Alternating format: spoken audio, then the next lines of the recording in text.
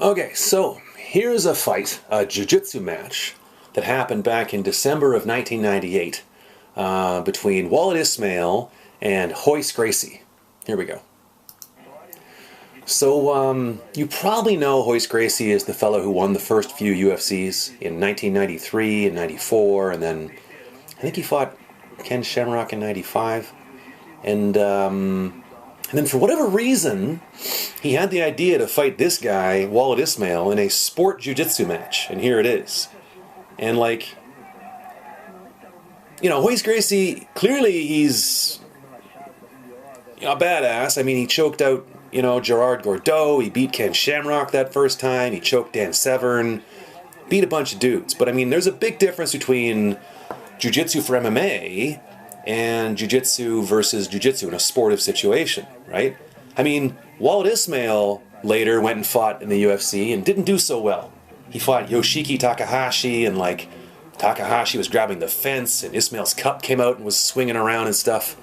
So Wallid Ismail, his jiu-jitsu is more sport jiu-jitsu, and Royce Gracie, his jiu-jitsu is clearly more MMA, NHB jiu-jitsu. And this is a sport jiu-jitsu match. So with that information, who do you think is going to win? Spoiler alert.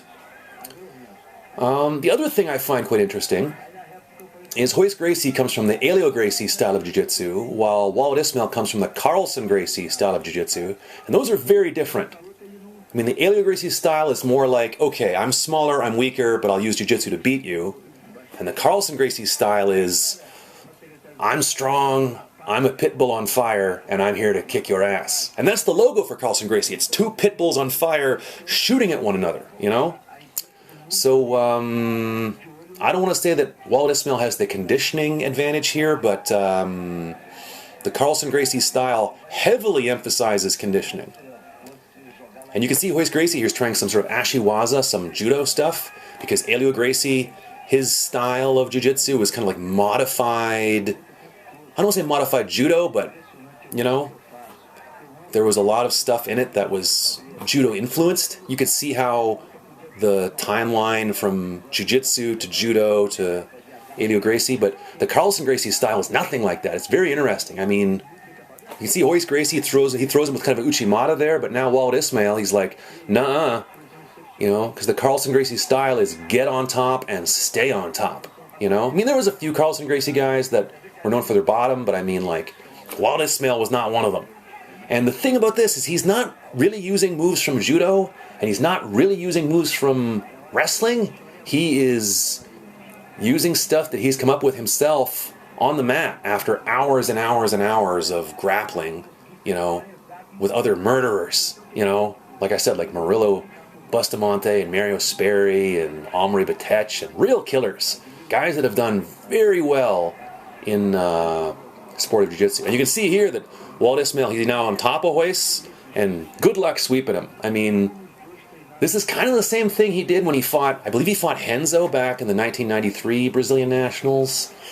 I think he fought Ryan Gracie a few times, but maybe that was just sort of street altercations, I'm not sure.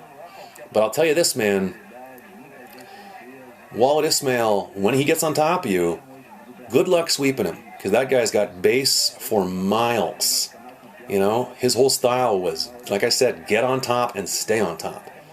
And Royce Gracie, I mean, is he good off his back? Yeah, sure. I mean, the guy triangle choked Dan Severn and, a few other things. Ken Shamrock couldn't pass his guard and finish him, and when they fought again in 95, I think it was. But there's a big difference between having a wrestler or a shoot fighter or whatever in your guard and having Wallid Ismail in your guard while wearing kimonos. And you can see here that Wallid Ismail is alternating between a stack pass on the left and then going over the leg on the right. And, like, you're going to have a real hard time. If Murillo Bustamante and Mario Sperry and Omri Batech, those are the guys he's training with, good luck sweeping this guy or submitting him. He's probably seen triangle chokes before, And now Royce Gracie, I mean, he turtled here. Wallid Ismail is nearly taking his back. Royce Gracie is trying to get to his feet. And Wallid Ismail's putting his weight on him. And it's not looking good for Royce Gracie. you know?